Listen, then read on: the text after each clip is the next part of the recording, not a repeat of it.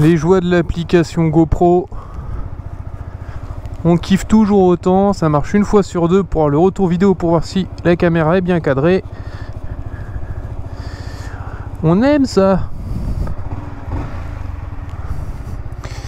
Ben, salut tout le monde. J'espère que ça va pour vous. Moi, bah écoutez, ça va impeccable.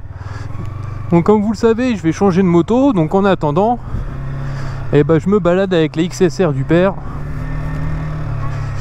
pour lui faire son petit rodage. Comme ça, lui, ça l'avance. Et moi, ça me permet de faire de la moto tranquillou minou. Vu qu'avec la mienne, bah, je peux plus rouler, puisque vu qu'elle est vendue au concessionnaire, je vais pas m'amuser à faire des centaines et des centaines de bornes.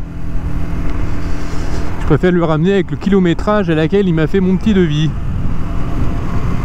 On en profite, il fait grand beau, chose très rare en ce moment, donc bah on va se balader, petit motovlog. Alors je sais plus si on est au numéro 8 ou au numéro 9 ou au numéro 7, je m'en souviens plus, j'ai pas de mémoire sur ça. Donc on se retrouve sur la petite XSR du daron, et elle envoie, hein. Ça roule vraiment bien, hein, cette petite moto, hein.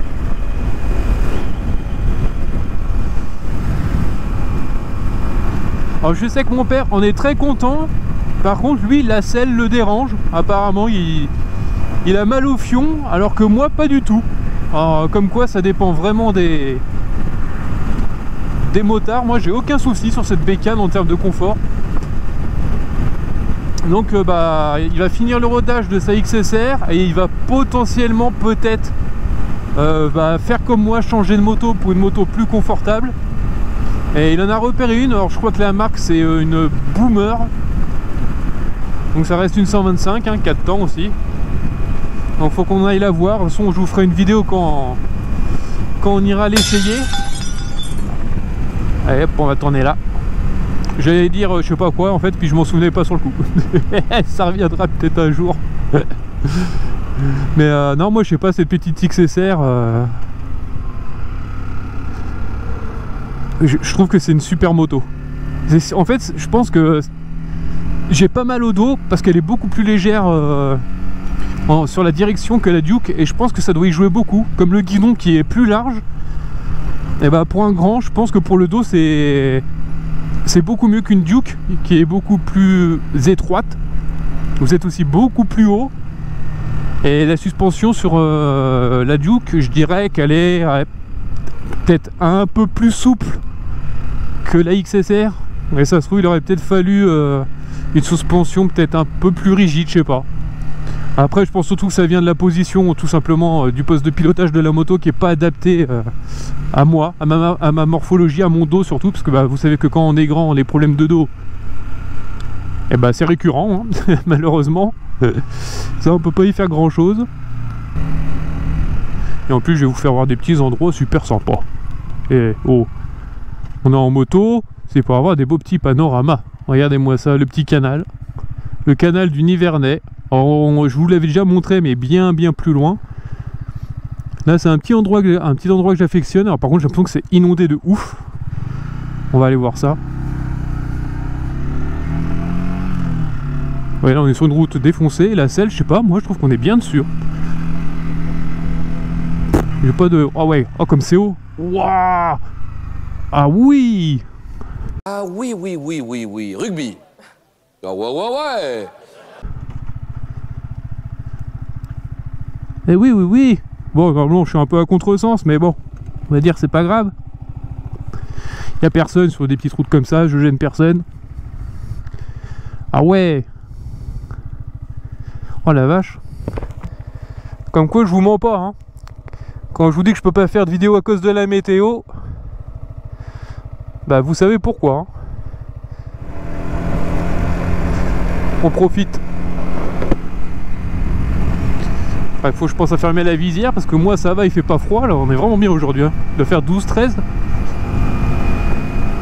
Mais si je laisse la visière ouverte, le son va être pourri.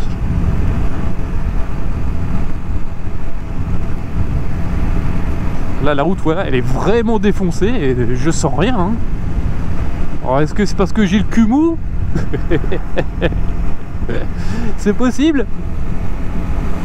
Donc si jamais c'est ça, bah, je vous conseille cette moto si vous avez un cul mou. Voilà. What? Non, c'est... Ça me rappelle la R125. Hein. C'est vraiment très proche. Bon, il y a quand même moins de pêche, on le sent. Mais c'est pas le même style de bécane, mais... c'est agréable parce qu'on n'a pas l'impression de se traîner le fion comme sur la Duke. Et d'ailleurs sur cette vidéo, je vais parler de ça parce que bah, la Duke, de toute façon je vous ferai une vidéo quand j'irai chercher la R125 et je serai sur la Duke pour la ramener hein, tout simplement. Donc vous me reverrez une dernière fois dessus. Mais je voulais quand même vous mettre en garde un peu sur les KTM Duke. Alors pas la 2024 parce que je la connais pas, je l'ai pas essayé ou quoi que ce soit. Et apparemment ils ont modifié énormément de choses au niveau du comportement de la moto, au niveau du moteur. Alors peut-être que ça a été réglé ou pas. Mais c'est vrai qu'il y en a un dans les commentaires qui me l'a dit, que pour certaines 125, des fois les 15 chevaux, on demande si c'est vrai ou si c'est des mensonges. Et pour la Duke, je vous avoue que pour mon modèle en tout cas de 2022, sur le papier elle fait 14 je sais plus combien, 14,8 je crois ou 14,9. Pour moi franchement c'est pas vrai. Ou alors c'est que le moteur a vraiment été très très mal réglé. Mais bon, c'est mignon ici. Mais pour moi la KTM Duke fait bien moins que 15 chevaux et je le remarque juste avec celle-ci. Parce que celle-ci est annoncée à 14 et des patates soi-disant comme la Duke. Et elle va bien plus vite. Alors je sais qu'il y en a certains qui m'ont dit des fois dans les commentaires, moi je prends le 120 sans problème. Les gars, si vous avez une édition antérieure, je veux bien vous croire. Mais en revanche, si vous faites ma taille, 1m85, 90 dans ces eaux-là, pour 90-100 kg, faut pas mitonner. Les 120, vous les prendrez pas. Avec une Duke de 2022, c'est impossible. À moins que vous l'ayez trafiqué, mais sinon c'est impossible. Moi je sais qu'au grand max c'était 105 et en tirant bien dedans, et 110, 115 en descente, mais pas en ligne droite. Et le problème c'est que quand on vous vend ça et que vous avez d'autres motos avec soi-disant la même puissance fiscale et qui fait mieux, bah dans l'histoire vous vous dites mais je me suis fait avoir, j'ai payé ma moto en plus plus cher, bah, par exemple que la XSR. Et en fin de compte, se traîne le fion là où la XSR a beaucoup moins de mal. Donc c'est vraiment les gens, quand vous allez pouvoir tester une moto, testez-la hors rodage, débridée quoi. Ok.